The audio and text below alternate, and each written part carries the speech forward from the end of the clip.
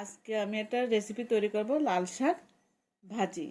প্রথমে কড়াইতে লাল শাক ধুয়ে দেব 3-4টে কাঁচামরিচ এবং লবণ দিয়ে ঢেকে দেব।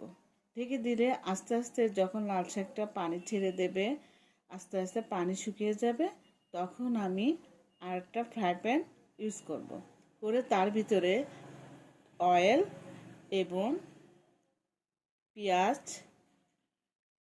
পেঁয়াজ রসুন দিয়ে নাড়াচাড়া দেব। নাড়াচাড়া করতে করতে করতে করতে যখন ব্রাউন কালার হয়ে আসবে, তখন আমরা লাল শাকটা ঢেলে দেব। ঢেলে দিয়ে তারপর নাড়াচাড়া দেব।